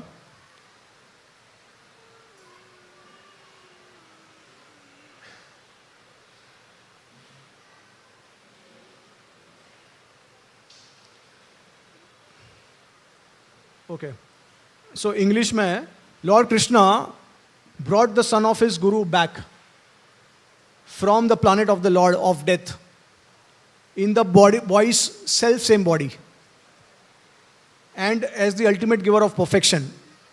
He saved you also when you were burned by the Brahmastra of Ashwatthama. He conquered in battle even Lord Shiva, who deals death to the agents of death. And he sent the hunter Jara directly to Vaikuntha in his human body. How could such a personality be unable to protect his own self? तो इसमें कहा गया है कि भगवान श्री कृष्ण ने उनके जो गुरु है सांदीपानी मुनि, उनके पुत्र थे वो उनको मृत्यु प्राप्त हो गई थी, तो वो मृत्यु लोक से जाके उनको वापस लेके आए, उनको नया जीवन प्रदान किया उन्होंने। फिर ये भी कहा गया है कि भगवान कृष्ण ने भगवान शिव को भी परास्त किया। जो भगवान शिव मृत्यु को मृत्यु देते हैं, उस भगवान शिव को भी भगवान श्री कृष्ण ने परास्त किया। और जिन्होंने भगवान श्री कृष्ण को तीर बाण चलाया था, जिसके वजह से भगवान का इस दुनिया से तिरोभाव हो गया, उस जरा को भी भगवान ने उसी के मनुष्य जीवन में, मनुष्य शरीर में उनको वैकुंठ भेज दिया। तो आपको लगता है कि भगवान का जो स्वरूप है वो भौतिक हो सकता है? असंभव है, क्योंकि भगवान यहाँ पे मृत्यु से लोगों को लेके आते हैं, जिनको मृत्यु प्राप्त हो चुकी है उनको लेके आते हैं और उनको भगवान वैकुंठ की प्राप्ति कराते हैं। ऐसा कहा गया, जीव गोस्वामी गोपाल चंपू में कहते हैं कि मधुमंगल जो सांदीपानी मुनि के पुत्र थे, तो वो उनका शरीर पूरा नष्ट हो गया था, सब पूरा मिट्टी में जा चुका था। तो भगवान जब आदेश देते हैं यमराज को कि उनको वापस लेके आइए, तो वो सारे जितने भी उनके जड़ तत्व है, पंच तत्व है, उनको असेंबल करते हैं, पूरा शरीर ऐसा का ऐसा ही बनाते हैं और बाद में उसमें आत्मा का आह्वान करके मधुमंगल को वापस लेके आते हैं। Self same body, Shrimad Bhagavatam के श्लोक में लिखा है, जैसा उनका शरीर था उसी शरीर में वो वापस आते हैं। तो ये भगवान ही कर सकते हैं ऐसा, और इसके लिए भगवान के ऊपर लालचन लगाना मतलब कि सबसे बड़ा पाप होता है। तो बहुत सारे लोग ऐसे भी कहते हैं कि भगवान ने गोपियों के साथ रासलीला की, जो लोग की शादी हो चुकी थी किसी और पुरुष के साथ। लेकिन मैं आपको बताना चाहूँगा कि सारे, जैसे मैंने कहा कि हम सब भगवान के शक्ति है, तो उसी प्रकार से सारी गोपियाँ जो थी वो भगवान की प्रेमिका थी, भगवान की भक्त थी। पिछले जन्म में वो मुनि थे और बहुत सारे भक्त थे जो जिन्होंने इच्छा की थी कि जब भगवान कृष्ण आएंगे इस पृथ्वी पे, तभी हम भगवान के साथ मधुर रास का संबंध रखना चाहेंगे। तो ये सारे जितनी भी गोपियाँ हैं वो पिछले जन्म से उन्होंने इच्छा की थी, और वो इच्छा को पूर्ण करने के लिए भगवान श्री कृष्ण ने उनको गोपियों का रूप दिया और उनके साथ रासलीला की। ऐसा भी कहा, गर्ग संहिता में ये भी कहा गया है कि जितने भी ये भगवान के जो गोपियों के जितने भी पति थे, वो हालांकि भगवान श्री कृष्ण के ही अंश थे सब। और इसका प्रमाण उन्होंने दिया है कि जब ब्रह्म विमोहन लीला हुआ था भगवान का, तभी उस समय पे भगवान ने अपने आप को सारे जो जितने भी गोप सखा है वो सब भगवान श्री कृष्ण ही थे, क्योंकि भगवान ने अपने आप को विस्तार कर लिया था। सारे गोप जो उनके सखा जो थे वो तो ब्रह्मा जी ने उनको चुरा लिया था, तो जो गोप सखा थे वो सारे भगवान श्री कृष्ण ही थे। भगवान श्री कृष्ण ने अपने आप को एक्सपांड कर लिया था और उनका रूप धारण कर लिया था एज इट इज। उस समय पे इन सारी गोपियों की शादी हो जाती है। तो एक तरीके से देखेंगे तो जितने भी उनके पति होते हैं गोपियों के, वो भगवान के सारे विस्तारी है। तो कोई संभवता ही नहीं है कि भगवान कोई ऐसा अधर्म कर सके। अब आप ये भी देख सकते हैं कि सुखदेव गोस्वामी व्यासासन से भागवत की कथा कर रहे हैं और वो भगवान का गुणगान कर रहे हैं और भगवान की रासलीला का गुणगान कर रहे हैं। वो कहते हैं कि ये जो रासा पंचाध्याय है वो सबसे बड़ा भगवान का सबसे महत्वपूर्ण लीला है और इसको समझना बहुत कठिन भी है। लेकिन अगर भक्तों के द्वारा सुनते हैं, भक्तों के मुंह से सुनेंगे तो ये समझना आसान हो जाता है। और आप देखेंगे भीष्म पितामह जो है, उन्होंने भी वो जब अपने मृत्यु के समय पे नैष्ठिक ब्रह्मचारी, देखिए भीष्म पितामह नैष्ठिक ब्रह्मचारी है, उन्होंने कभी विवाह नहीं किया था। वो भीष्म पितामह भी भगवान श्री कृष्ण का स्वरूप याद कर रहे, स्मरण कर रहे कि किस तरीके से भगवान जो है वो उन्होंने रासलीला की थी। श्रीमद् भागवतम में वो श्लोक है। फिर आप देखेंगे कि देवी देवता आतुर है भगवान की रासलीला में शामिल होने के लिए, देखने के लिए। जैसे लक्ष्मी देवी ने कोशिश की लेकिन उनको उसमें एंट्री नहीं मिली। भगवान शिव ने कोशिश की तो उन्होंने ज़्यादा से ज़्यादा उनको गोपेश्वर महादेव का स्वरूप मिल गया, लेकिन उनको गोपी का स्वरूप नहीं मिल पाया। तो सब देवी देवता, सब ऋषिगण, और श्रीमद् भागवतम के कथा में कौन कौन थे मौजूद? व्यासदेव, उसके बाद पराशर मुनि, फिर असित, उसके बाद वशिष्ठ, ये सब जितने भी ऋषि है, बड़े बड़े ऋषि महात्मा, ये सब सुन रहे हैं और ये सब भगवान की रासलीला के बारे में सुन के बहुत खुश होते हैं, प्रसन्न होते हैं। तो एक तरीके से आप ये समझ सकते हैं कि भगवान जितने भी स्त्रियों के साथ रहते हैं, अगर अनगिनत स्त्री हो उनके सामने, तो भगवान फिर भी सबसे बड़े ब्रह्मचारी है। जैसे अगर ब्रह्मचारी होते तो वो स्त्री से दूर रहते ताकि उनके साथ संगति ना हो उनका, लेकिन भगवान जब स्त्री के साथ संगति करते हैं तब वो सबसे बड़े ब्रह्मचारी कहलाते हैं। ये हमारे आचार्य कहते हैं कि सबसे बड़ा ब्रह्मचारी जो है वो कृष्ण है, जो सारी गोपियों के साथ रासलीला करते हैं। क्यों? क्योंकि भौतिक इंद्रियां नहीं है, हमारी तरह काम वासना नहीं है भगवान में, शुद्ध है। जैसे मैंने आपको पहले ही कहा कि भगवान निस्वार्थ भाव से भक्तों के बारे में पहले सोचते हैं, उनको किस तरह से मैं प्रसन्न करूं, और जो भक्त होते हैं वो भगवान के बारे में पहले सोचते हैं। हम क्या करते हैं, हमने अपने बारे में पहले सोचते हैं। अगर हम रिलेशन में हो किसी के साथ तो हम ये सोचते हैं कि किस तरीके से मुझे सबसे ज़्यादा मेरी सेवा करे। जैसे हम कहते हैं ना कि जो स्त्री के लिए पति जो होता है वो भगवान होता है, भगवान के सम्मान, गुरु के सम्मान है। तो एक्सपेक्ट करते हैं कि हम जो स्त्री होगी वो हमारी सेवा करे, लेकिन ऐसा नहीं होता। अगर प्रेम है तो वहाँ पे जो हम लोग को प्रेम करते हैं उनको भी उसी प्रकार का सेवा उनकी करनी होती है और उनको प्रेम देना होता है। तो ये सारा रहस्य और तत्व है भगवान के बारे में। इसके लिए कहा गया है कि महाजनो येना गतासा पंथा धर्मस्य तत्वम निहितम गुहायम, महाजनो येना गतासा पंथा, कि ये सारे धर्म के जो रहस्य है वो सिर्फ एक भक्तों के हृदय में छुपा हुआ है और तभी पता चल सकता है हमको। अभी देखिए कृष्ण ने जब रासलीला की तब वो कितने साल के थे, किसी को पता है? हाँ, 7 साल, कोई 7 साल बोल रहा है, कोई 8 साल बोल रहा है। हाँ, 5 years, और 50 साल, 25 साल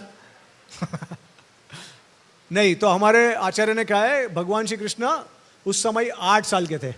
7 साल की आयु में उन्होंने गोवर्धन पर्वत को उठाया था, उसके 1 साल के बाद उन्होंने रासलीला की थी। तो 8 साल के, अभी आप सोच सकते हो 8 साल के उम्र में, और कितनी गोपियां आई थी? 16 बिलियन। अगर आप पूरे दुनिया का पॉपुलेशन जोड़ दो तो भी मुझे लगता है कि शायद 8 बिलियंस होते हैं, ज़्यादा नहीं होता है।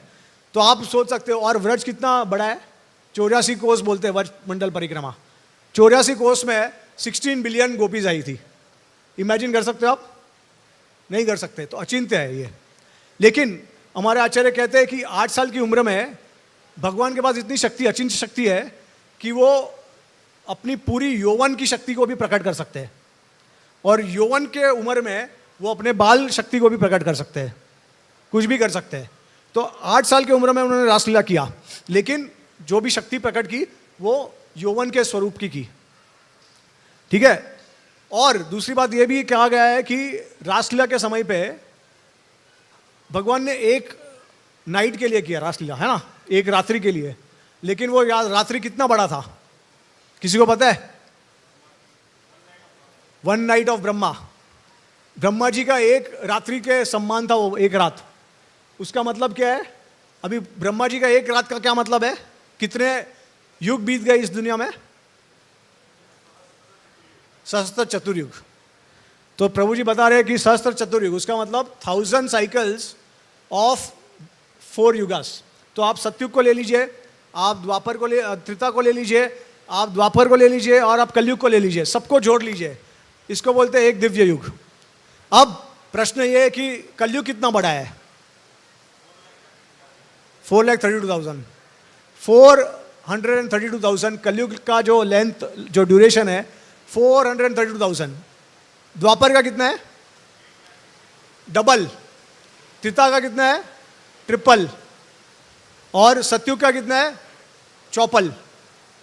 चौपल मतलब सही शब्द नहीं है, लेकिन 4 गुना। इसको कंबाइन कर दीजिए तो आपको क्या मिलेगा? एक दिव्य युग। उसको एक दिव्य युग को 1000 से मल्टीप्लाई कीजिए तो ये ब्रह्मा जी का 12 घंटा हुआ सिर्फ। हमारा जिस तरीके से 24 घंटा होता है दिन का, और 12 घंटा हमारा दिन का होता है, 12 घंटा रात का। तो ब्रह्मा जी का 12 घंटा दिन का और रात का, तो 12 घंटा इतना लंबा, इसको बोलते हैं ब्रह्मा जी का एक रात्रि। इतने लंबे समय तक के लिए भगवान श्री कृष्ण ने रासलीला की थी। अब इसको समझ सकते हैं आप, क्योंकि भगवान की उम्र क्या थी, भगवान कृष्ण की उम्र कितनी थी इस भौतिक जगत में, 125 साल। और यहाँ पे हम बता रहे करोड़ों सालों तक भगवान ने रासलीला की। तो हमारे आचार्य बताते हैं कि जब भगवान कुछ कार्य करते हैं तो वो दिन जो होता है वो असीम हो जाता है, अनलिमिटेड। और फिर वापस उनको जब उनका जो कार्य हो, जैसे उदाहरण के तौर पे मैं आपको बताता हूँ, अगर हम अमेरिका में, अमेरिका और कनाडा बहुत बड़ा है, ठीक है, एक ही कंट्री में अगर आप ईस्ट से लेके, अगर पूर्व से लेके पश्चिम जाओगे तो कितने घंटे का फर्क है आपको पता है किसी को? 3.5 घंटे। अगर ईस्ट कोस्ट से अगर आप वेस्ट कोस्ट जाओगे, अगर फ्लाइट में जाते हो, सॉरी टाइम जोन अगर आप देखेंगे तो 3.5 घंटे का फर्क है अमेरिका का, अगर हम पकड़ते हैं तो। अगर मैं आपको कहूँ कि आप 12 बजे को आप प्लेन फ्लाइट पकड़ते हो ऑरलैंडो से, पूर्व से आप 12 बजे का फ्लाइट पकड़ते हो, और पश्चिम में आप और 3.5 घंटे का जर्नी होता है, तो आप कितने बजे पहुंचोगे पश्चिम में? 12 बजे पहुंचेगे ना। तो टाइम क्या हुआ, टाइम पीछे चले गया। तो इससे हम समझ सकते हैं कि भगवान जब लीला करते हैं तो टाइम पीछे चले जाते हैं। मतलब हालांकि करोड़ों सालों तक लीला कर रहे हैं, लेकिन भगवान के लिए सब कुछ, भगवान के लिए कोई पास्ट नहीं है, कोई फ्यूचर नहीं है, भगवान के लिए सब प्रेजेंट है। समझे? क्योंकि जो पास्ट होता है और फ्यूचर होता है वो किसको लागू होता है? वो बद्ध जीव को लागू होता है कर्म के हिसाब से। लेकिन भगवान को कोई कर्म नहीं है, उनके भक्तों को कोई कर्म नहीं है। वैकुंठ धाम में, गोलोक धाम में कोई कर्म नहीं होता है लागू।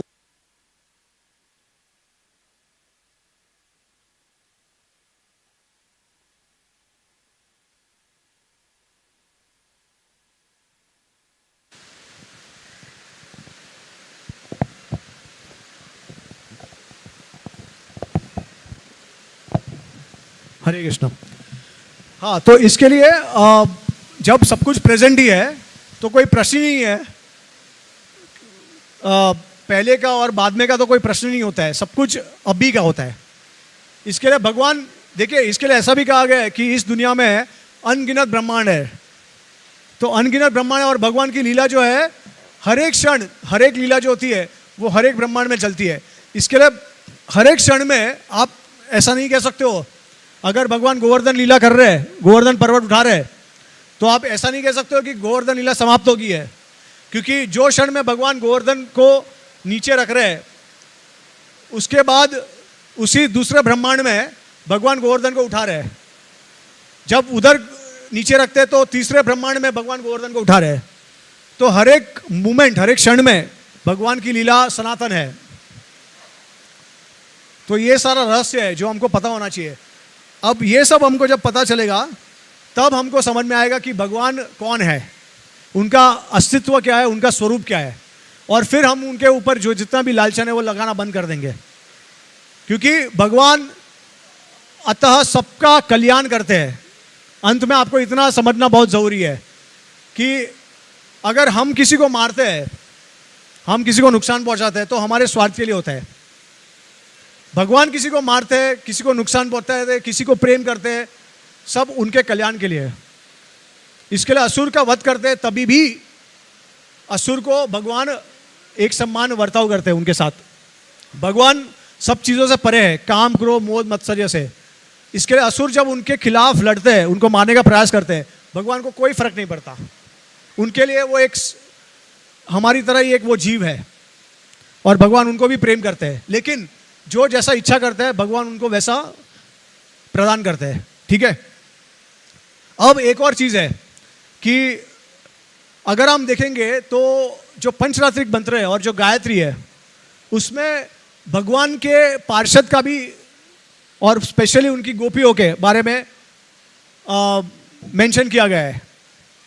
जैसे क्लीम कृष्णाय गोविंदाय गोपीजन वल्लभाय स्वाहा एग्जाम्पल के तौर पे, तो गोपीजन का उसमें नाम है। वैसे तंत्रों में अगर हम देखेंगे तो या श्रुतिस में देखें तो ये गोपियों के नाम है। उसका मतलब क्या है? वेद पुराण जो है, श्रुति जो है, वो सनातन है।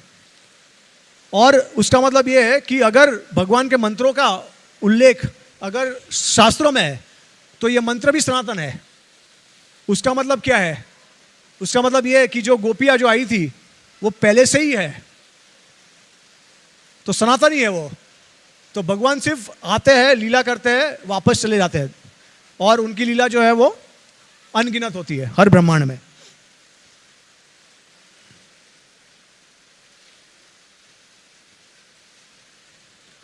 ठीक है, तो इसी के साथ मैं कथा को विराम देना चाहूंगा। और हम लोग फिर कुछ प्रश्न अगर है किसी को तो हम ले सकते हैं।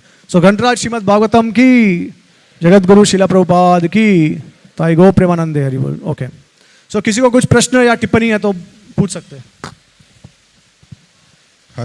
हरे कृष्ण प्रभु जी।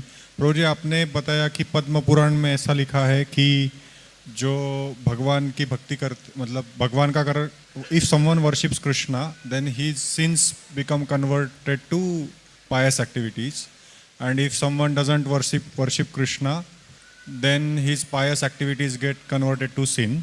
But Prabhupada in his purport in 12th chapter claims or explains that even if someone is not worshipping Krishna, but he can start doing some social service, some giving up of his fruits of his activities, then he will slowly or gradually he will raise his consciousness, and then he will gradually come to Krishna consciousness. So I thought these two things are contradictory. ये दो एक contradictory लगा मुझे। नहीं, श्लोक क्या बोल रहा है? श्लोक बोल रहा है कि अगर कोई मेरे लिए पाप कर रहा है, if one sins for my sake, ठीक है, ऐसा नहीं कह रहा है कि अपने मनमानी कीजिए, जो करना है, जितना पाप करना है कीजिए। गीता में श्लोक में भगवान ये भी कहते हैं, जब तक सारे पाप नष्ट नहीं हो जाते तब तक आप भक्ति भी जो है वो दृढ़ता से नहीं कर सकते हो। लेकिन पाप और पुण्य का जो परिभाषा है वो अलग अलग स्थिति में बदलता है, ये समझना है। और सबसे बड़ा पुण्य क्या है? वो भगवान कहते हैं कि मेरे लिए, मुझे जो वर्शिप करता है, अगर उसने पाप भी किए हैं तो वो पाप पुण्य में बदल जाएंगे। No, but second part, if अगर कोई भगवान की भक्ति नहीं करता है तो उसके पुण्य भी पाप में बदल उसका मतलब ये है, भगवान ये कॉन्टेक्स्ट में कह रहे हैं, जैसे युधिष्ठिर महाराज का एग्जांपल है। तो युधिष्ठिर महाराज ने कोई कर्म पाप नहीं किया था ना, वो तो धर्मराज थे, लेकिन उन्होंने भगवान कृष्ण की बात नहीं मानी तो वो पाप हो गया उनसे। उस तरीके से समझे आप? It has specific context. हाँ, कॉन्टेक्स्ट में।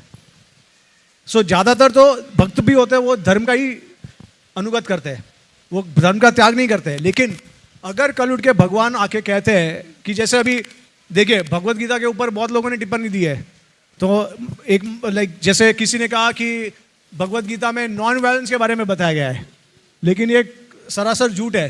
भगवान तो कृष्ण भगवान जो है अर्जुन को तो प्रोत्साहित कर रहे हैं युद्ध करने के लिए, क्योंकि जितने भी धर्म के मार्ग थे सब बंद हो गए थे, जितने भी उपाय थे सब बंद हो गए। तो जब कुछ नहीं बचता है तभी हमको युद्ध करना पड़ता है।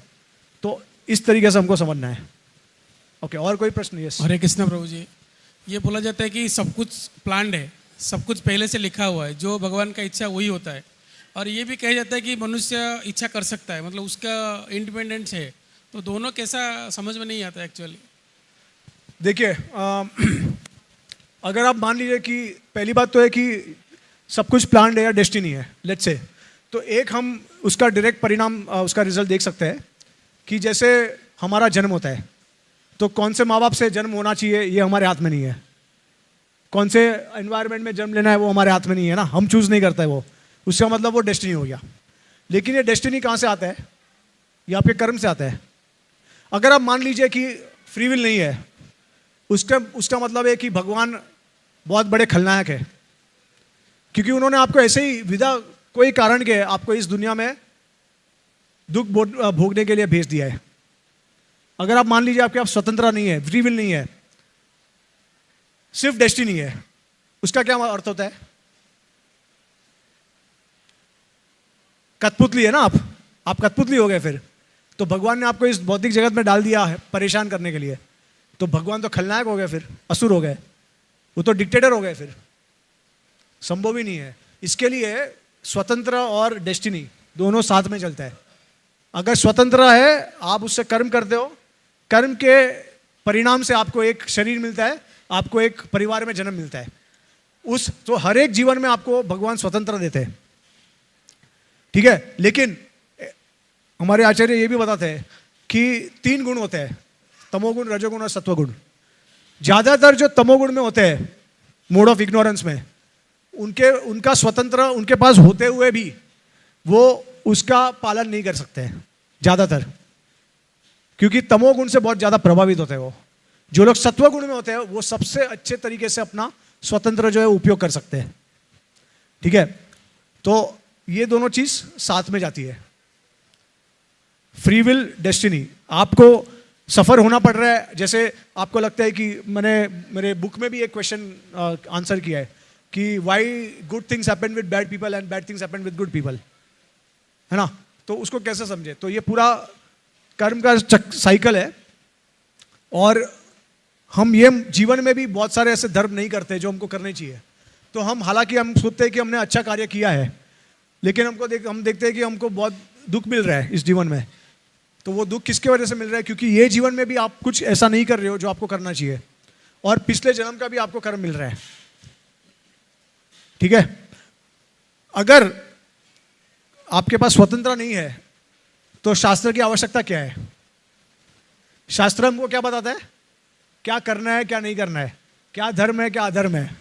अगर हम पहले से ही डेस्टाइंड है तो शास्त्र की आवश्यकता क्या है फिर, ठीक है। तो इस तरीके से समझ सकते हैं हम। हरे कृष्ण। हरे कृष्ण। प्रभु जी, आपने एक एग्जाम्पल दिया था सूर्य की किरण, सूर्य और सूर्यदेव, जिसमें सूर्य की किरण आपने बताया इस ब्रह्मांड को बताया, भौतिक जगत को, और सूर्य बताया परमात्मा को, और सूर्यदेव बताया भगवान को। तो हम अभी तक हम यही सोच रहे थे परमात्मा ही कृष्ण है। तो यहाँ पे परमात्मा किसमें, मतलब परमात्मा और भगवान कृष्ण अलग है क्या ऐसा?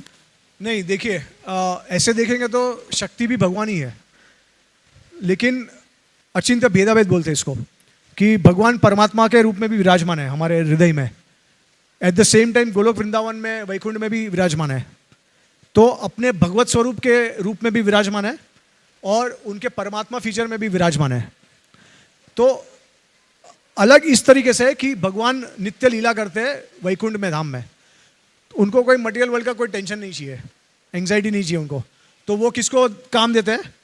पुरुष अवतार को दे देते हैं कि आप परमात्मा बन जाइए और आप ये कार्य कीजिए, मैं आराम से आनंद लूंगा गोलोक में। तो एक ही है पर्सनालिटी, लेकिन अलग अलग कार्य है। जैसे कृष्ण जो है वो घर में हम क्या करते हैं, अगर कोई हमारे संबंधी है, जैसे हमारे भाई बहन है, तो कभी कभी हम खेल खेल में कूदते एक दूसरे के ऊपर, मारते एक दूसरे को। उस तरीके से भगवान श्री कृष्ण के साथ होता है।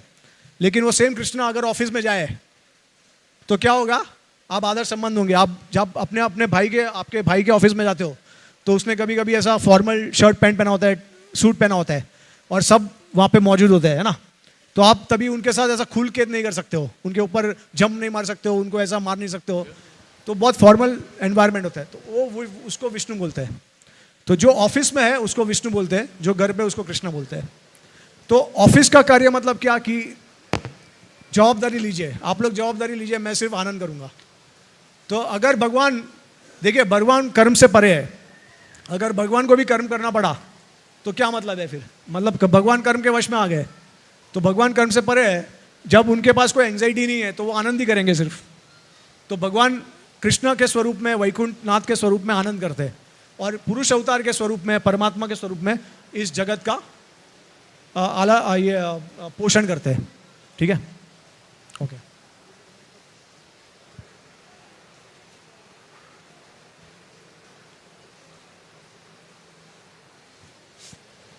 हरे कृष्ण। हरे कृष्णा।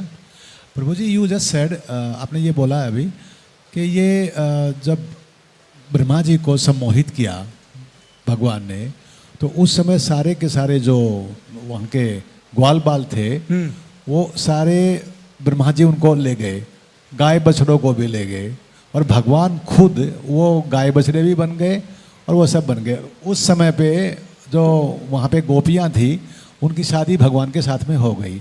तो ये शादी जब हुई है और जब ये रसा डांस हुआ है वो उसी एक साल के अंदर में होगा, तो मतलब he is doing his rasa dance with his own wives also from material perspective. If you are talking about material perspective बात करें, एक तो पॉइंट ये है, कभी कभी ये क्वेश्चन आता है डिस्कशन के लिए। दूसरा ये आता है कि जो जितनी भी स्त्रियां थी क्या सबके साथ में रसा डांस किया जो वहाँ पे उस समय अवेलेबल थी वृंदावन में? और जो आपने बताया कि 16 बिलियन की जो बात हो रही है वो कैसे समाया, वो तो अचिंत्य भेदा भेद का वो बात समझ में आ गया। तो if you can clarify that प्रभु जी। ओके। हरे कृष्ण। तो ये जो ब्रह्म विमोचन लीला था वो सिर्फ 1 साल के लिए था, बाद में तो आपको पता है कि अपने अपने स्वरूप में सब आ गए थे ना। तो इसके लिए जो रासलीला हुई थी वो उसके बाद में थी। यस प्रभु जी। बराबर। यस। तो वो समय पे कौन थे ये सारे जितने भी पुरुष थे? Krishna himself, Vishnu himself. तो ये गर्ग संहिता का पर्सपेक्टिव है। लेकिन हमारे आचार्य कहते हैं कि जो गोपियाँ थी तो योग माया ने ऐसा अरेंजमेंट किया था कि उनके 2 बॉडी उनकी रेप्लिका क्रिएट कर दी थी योग माया ने। Okay okay. रेप्लिका उनकी मतलब डबल बॉडीज, जैसे एक्सपांशन हुआ उनका 2 फॉर्म में। और दूसरा जो फॉर्म है वो उनके हस्बैंड के साथ था, और जो स्पिरिचुअल फॉर्म था वो भगवान के साथ रासलीला करने गया था। तो ये बहुत थोड़ा डीप है, डिटेल में है। चाहिए तो हम लोग जब खत्म हो जाएगा उसके बाद बैठ के बात कर सकते हैं। हरे कृष्ण। और माता जी को कोई प्रश्न है? कोई माता जी को?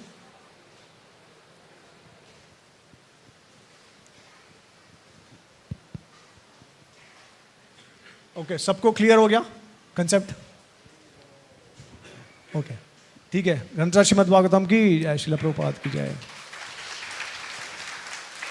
हरे कृष्णा। आइए हम धन्यवाद व्यक्त करते हैं हिज ग्रेस प्रेम रस प्रभु का, जिन्होंने आज बहुत ही नॉलेजेबल सेशन लिया। कितना ज्ञानवर्धक साइंटिफिकली उन्होंने बताया कि काफ़ी महत्वपूर्ण बात है उन्होंने बताई कि भगवान के स्वरूप के बारे में उन्होंने चर्चा किया कि भगवान का स्वरूप कैसा है, कि भगवान ब्रह्म परमात्मा, और भगवान के बारे में यदि हम ब्रह्म हैं तो ब्रह्म से उत्पत्ति कैसे हो सकती है, क्योंकि हम कंट्रोल्ड, हमारी इंद्रियां कंट्रोल्ड हैं। कंट्रोल्ड क्यों हैं? तो अगर हमारी इच्छा है तो हमारे किसी की इच्छा के अनुसार हम चल रहे हैं। इस तरह से बहुत ही उन्होंने इसके बारे में काफ़ी शास्त्रों से उन्होंने इसका वर्णन किया और उदाहरण भी दिए उन्होंने। सूर्य की किरण, ट्रेन जब प्लेटफॉर्म पर आती है उसका स्वरूप कैसे बदली होता है, और उस तरह से भगवान का जो स्वरूप है उसका उन्होंने वर्णन किया कि सच्चिदानंद स्वरूप है, और भगवान के जो पार्षद हैं उनका भी जो स्वरूप है वो भी सच्चिदानंद है। और हमारा जो है स्वरूप जो है, हम कौन हैं? हम आत्मा हैं, शरीर हैं, और हमारा जो सूक्ष्म शरीर है, हमारा जो डिफरेंस है वो क्या है, हम कैसे भगवान से अलग हैं, इसके बारे में उन्होंने चर्चा किया। और क्योंकि हमारे जो इंद्रियां हैं वो कंट्रोल्ड हैं और हमारा फ्री विल नहीं है, और हमारे जो अलग अलग देवता हमारे इंद्रियों को कंट्रोल कर रहे हैं। और साथ ही उन्होंने ये भी बताया कि हमारा जो हम पुरुष हैं, स्त्री हैं, इसके बारे में भी उन्होंने काफ़ी विस्तार से चर्चा किया। और भगवान, उन्होंने इम्पॉर्टेंट बात बताया कि भगवान जो हैं वो असुरों को भी मोक्ष देते हैं, जिसका उदाहरण भी उन्होंने शास्त्रों से बताया। और भगवान का जो स्वरूप, विराट स्वरूप, और दो हाथ का स्वरूप, 4 हाथ का स्वरूप, उसके बारे में भी उन्होंने हमें काफ़ी बताया विस्तार से। और अंत में उन्होंने बताया कि जो धर्म और अधर्म के बारे में बताया कि भगवान के लिए जब हम कार्य करते हैं तो भगवान वो धर्म कैसे होता है, वो अधर्म कैसे है, धर्म कैसे है। और शास्त्रों से, विभिन्न आचार्यों की टीकाओं से, आचार्यों के ग्रंथ पढ़ के, भागवतम और भगवद गीता, अनेक शास्त्रों से पढ़ के प्रभु जी ने आज बताया साइंटिफिकली। वे खुद एक एरोनॉटिक साइंटिस्ट हैं, तो हमें काफ़ी उनसे जो जानकारी मिली तो बहुत ही महत्वपूर्ण जानकारी, काफ़ी हमें अच्छा उसके बारे में आज हमारा ज्ञानवर्धक हुआ है। तो हम आशा करते हैं और प्रार्थना करते हैं प्रभु जी आते रहें इधर, और इस तरह से हमें नई नई बातें बताते रहें और हमारा ज्ञानवर्धक होता रहे, भक्ति में आगे बढ़ें। तो आइए हम प्रभु जी का धन्यवाद व्यक्त करते हैं। एक बार जोर से, हृदयपूर्वक, प्रेम से उनका हरे कृष्ण महामंत्र उनके लिए बोलते हैं। हरे कृष्णा कृष्णा कृष्णा हरे हरे, हरे राम राम राम हरे हरे। हिज ग्रेस प्रेम रस प्रभु की जय, वैष्णव वृंद की जय। प्रभु की ये आपने लिखी है